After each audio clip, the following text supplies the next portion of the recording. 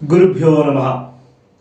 शुक्लांबरधरं विष्णुं शशिवर्णं चतुर्भुजं प्रसन्नवदनं ध्यायेत् सर्वविघ्नोपशान्तये। गुरुर्ब्रह्मा गुरुर्विष्णु गुरुर्देवो महेश्वरः गुरुसाक्षात् परब्रह्म तस्मै श्री गुरवे नमः। श्रुतिस्मृतिपुराणानामालयं करुणालयां नमामि भगवत्पादं शङ्करं लोकशङ्करम्।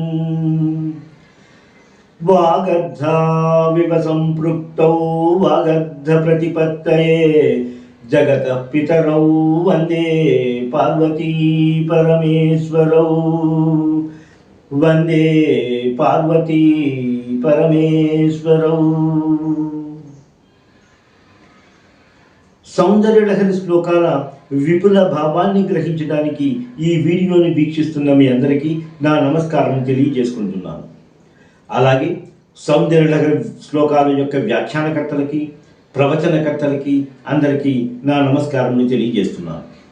మా గురువు గారైన శ్రీ జ్ఞానేశ్వరాంబ గారి పాదములకు నమస్కరించి వారి ఆశీస్సులను అర్థిస్తూ సౌందర్యలహరిలోని 70వ శ్లోకం యొక్క విపుల భావాన్ని అమ్మవారు నాకు ఇచ్చిన శక్తి మేరకు జ్ఞానము మేరకు తెలియజేయడానికి ప్రయత్నం చేస్తాను. శంభుని వేళకున్ భయముచే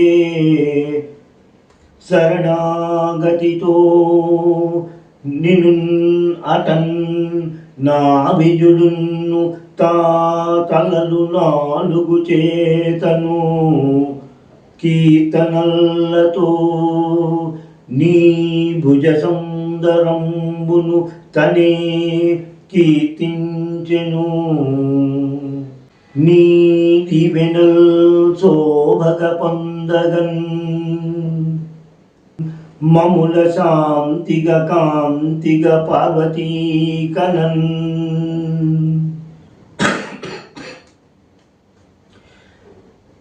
సౌందర్యలహరిలోని 70వ శ్లోకం యొక్క విపుల భావనను గ్రహించే క్రమంలో ఇప్పుడు మనము ఆ శ్లోకం యొక్క తెలుగు అనువాద పద్యాన్ని పరిశీలించాము.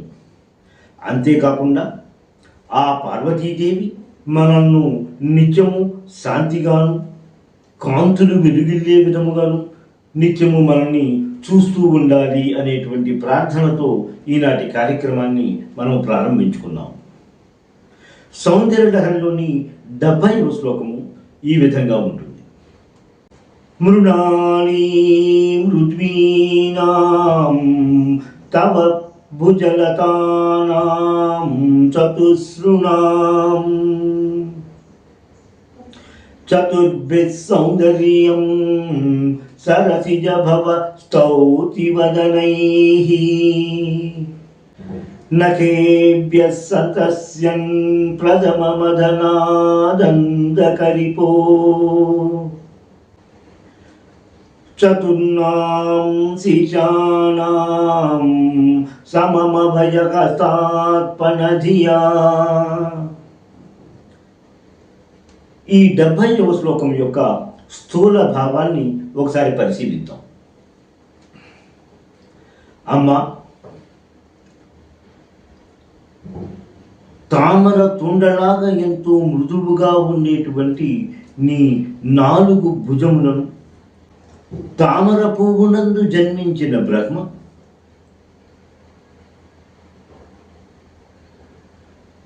అంధకాసురుని సంహరించినటువంటి సదాశివుడు తన గోళ్ళచే ఒక ముఖము పెకిలించవేయబడినటువంటి బ్రహ్మ తన 4 ముఖములతో నీ 4 భుజములను కీర్తించుచున్నాడు. శంకర భగవత్పాదులు ఈ శ్లోకంలో అమ్మవారి యొక్క భుజములను వర్ణిస్తూ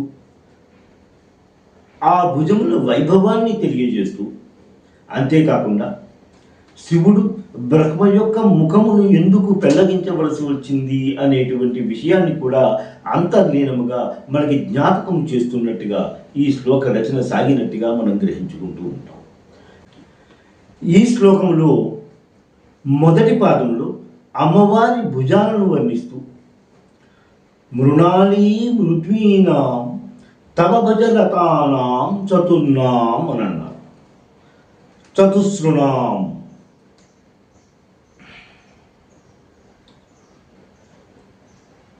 కమలములలాగే ఎంతో మృదువుగా ఉండేటువంటి, కమలముల లతలలాగా ఎంతో మృదువుగా ఉండి అమ్మవారి భుజములను అని చెప్తూ రెండవ పాదంలో చతుర్భి సౌందర్యం సరభవ స్తౌతి వదనై అని అన్నారు. అతను చతుర్భి సౌందర్యం సరసిజ భవ అంటే కమలములలోని జన్మించినటువంటి ఆ బ్రహ్మ చతుర్భి వదనై తన 4 ముఖములతో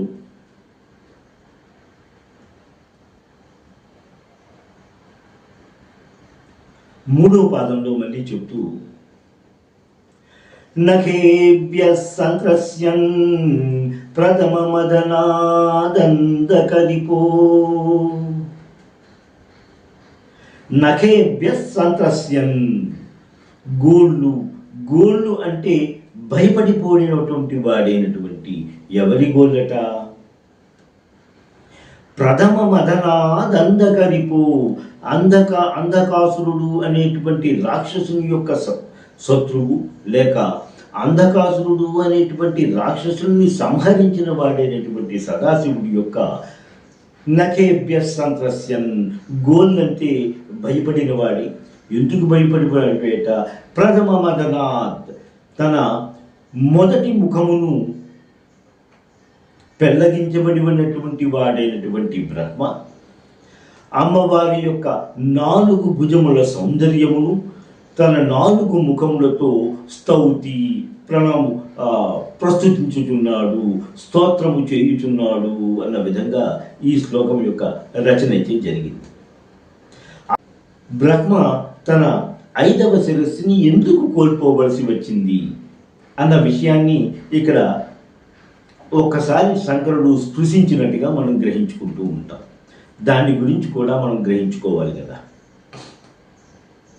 బ్రహ్మ సృష్టికర్త, అతను లోకాలను సృష్టిస్తూ ఉండేవాడు. అతని చేత సృష్టించబడినటువంటి ఈ లోకాలను చూసి ఆనందపడుతున్నవాడి, కాస్త గర్వము కలిగిన వాడి, అతను ఒక శిరస్సు కాకుండా తనకి 5 శిరస్సులను ఇంకొక 4 శిరస్సులను సృష్టించుకున్నాడు. అంటే 4 దిక్కులా ఉండేటువంటి తన యొక్క సృష్టిని, ఊర్ధ్వముఖముతో ఉండేటువంటి ఊర్ధ్వ లోకాలను కూడా అతని సృష్టించేది. కాబట్టి ఆ ఊర్ధ్వ లోకాలను కూడా అతను చూసి ఆనందించాలని, గర్వించాలని తపనతో అతను 5 ముఖాలు కలిగిన వాడే ఉన్నాడు. ఈ గర్వంతో ఒక్కొక్కసారి అతను విష్ణుమూర్తిని కూడా గేలి చేస్తున్న విధంగా కూడా మనకి కథల్లో కనిపిస్తూ ఉంటుంది. ఈ విషయాన్ని గ్రహించినటువంటి సదాశివుడు మొక్కల నుండి పువ్వుని ఎంత సులువుగా అయితే మనం లాగేస్తామో అలాగా తన గోళ్ళతోటి బ్రహ్మ యొక్క ఊర్ధ్వముఖాన్ని పెళ్ళగించాడు, గిల్లి లాగి వేశాడు అన్న విధంగా మనకి కథలలో కనిపిస్తూ ఉంటుంది. మరి ఈ శ్లోకానికి వస్తే సదాశివుని యొక్క గోల్నంటే భయపడిపోయినటువంటి బ్రహ్మగారు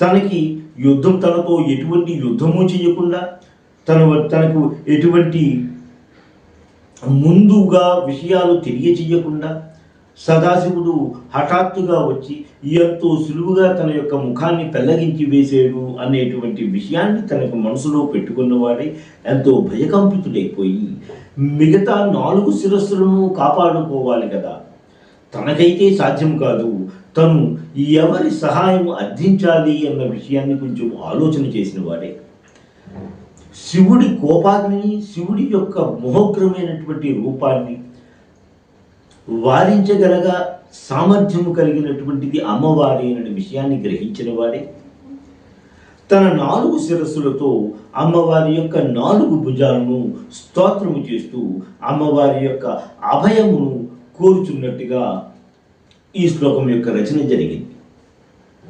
మనము ఇటువంటి విషయాన్ని గతంలో కూడా ఒకసారి చర్చించుకున్నాం.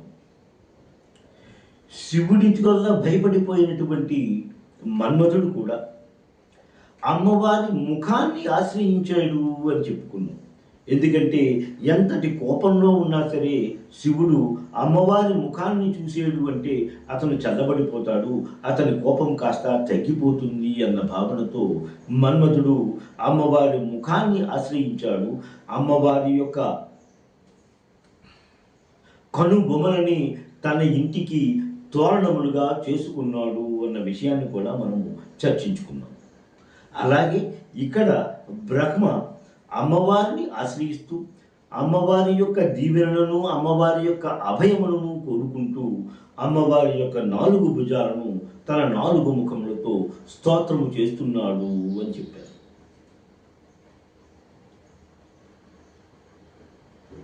శివుడు బ్రహ్మ యొక్క ఊర్ధ్వముఖాన్ని తీసుకోవడంలోనికి అంతరార్థం ఏమిటి అన్న విషయాన్ని మనం ఒకసారి పరిశీలిస్తే, తైత్తరీయోపనిషత్తులో సృష్టి యొక్క క్రమాన్ని మనము గతంలో కూడా ఒకసారి చర్చించుకున్నాం. ఆకాశాత్ వాయు, వాయోరగ్ని, అగ్నేరాప, అదభ్య పృథివీ అన్న విధముగా తైత్తరీయోపనిషత్తులో సృష్టి క్రమాన్ని తెలియజేసింది. అంటే ముందు ఆకాశము సృష్టించబడుతుందని, ఆకాశము తర్వాత వాయువు, వాయువు నుండి అగ్ని, అగ్ని నుండి జలము, జలము నుండి పృథివీ, భూమి ఏర్పడింది అన్న విషయాన్ని మనము గతంలో కూడా తెలుసుకున్నాం. ఇప్పుడు లయము పొందేటప్పుడు, సృష్టిని లయము చేసే సందర్భంలో శివుడు ముందుగా ఆకాశాన్ని తనలోకి లీనము చేసుకుంటాడు. తరువాత మిగతా ఇవన్నీ కూడా అతనిలోనికి లీనమవుతాయి అన్న విషయంగా మనం గ్రహించుకుంటాం. బ్రహ్మ 5 ముఖాలు, 5 తత్వములను తెలియజేస్తూ ఉంటాయి అన్నారు. అంటే 5 ముఖాలు కూడా ఆకాశతత్వము, అగ్నితత్వము, వాయుతత్వము, జలతత్వము, పృథివీ తత్వాన్ని తెలియజేస్తూ ఉంటుంది. అందుకనే ఊర్ధ్వముఖాన్ని అంటే ఆకాశతత్వానికి ప్రతీక అయినటువంటి ఊర్ధ్వముఖాన్ని అతను పెళ్లగించి సృష్టిని లయము చేస్తున్నప్పుడు నేను ముందుగా ఆకాశాన్ని నా లోనికి చేర్చుకుంటాను అన్న విధముగా సంకేతాత్మకంగా ఈ విధంగా కూడా అతను చేసినట్టుగా మనం గ్రహించుకుంటూ ఉంటాం. బ్రహ్మ తన 4 ముఖములతో జగదంబ యొక్క 4 భుజాలను స్తోత్రం చేస్తున్నాడు అని అన్నది. అంటే బ్రహ్మ నిత్యము కూడా తన 4 ముఖాలతో 4 వేదాలను వెల్లవేస్తూ ఉంటాడు అన్న విషయం మనకి తెలుసుకున్నది. అంటే తన 4 ముఖాలతో అతను వెల్లవేస్తున్నటువంటి వేదాల ద్వారా అమ్మవారి యొక్క 4 భుజములను స్తోత్రము చేస్తున్నాడు. అంటే 4 వేదాలలో అమ్మవారి యొక్క కీర్తనలు, అమ్మవారిని స్తోత్రము చేసే విధానాలు అందులో ఇమిడి ఉన్నాయి అన్న విషయాన్ని మనకి ఇక్కడ తెలుసుకునే విధంగా శంకరుడు ఈ శ్లోక రచన చేసినట్టుగా మనం గ్రహించుకోవాలి. ఈ శ్లోకములకు యంత్రముగా రాగి లేక బంగారు రేకుపై ఒక సమచతురస్రాన్ని నిర్మించుకొని ఆ సమచతురస్రం యొక్క కోణముల బయట 4 వృత్తాలను నిర్మించుకొని సమచతురస్రము మధ్యలో శ్రీం క్లీం అనే బీజాక్షరములను లిఖింపజేసుకొని ఆ యంత్రమును 45 రోజులు ప్రతిదినము పూజలు చేస్తూ ఈ శ్లోకాన్ని ప్రతిదినము 1000 పర్యాయమును పారాయణ చేస్తూ ప్రతిదినము నైవేద్యముగా టెంకాయ తేనెలను సమర్పించి 45 రోజులు అయిన తర్వాత ఆ యంత్రాన్ని తన శరీరమునందు ధరించిన వానికి సర్వ కార్యమునందు విజయము సంభవిస్తుంది అన్న విధంగా గ్రంథాల్లో కనిపిస్తూ ఉంటుంది. 70వ శ్లోకం యొక్క వివరణ పూర్తి అయినది. శ్రీ మాత్రే నమః. స్వస్తి. ఎంతో అధ్యయనం చేసి మీకు అందిస్తున్న ఈ వీడియోలను ఆదరిస్తారని భావిస్తున్నాము. మా ఈ ఛానల్ని సబ్స్క్రైబ్ చేసి ఈ వీడియోలని లైక్ చేయండి ప్లీజ్.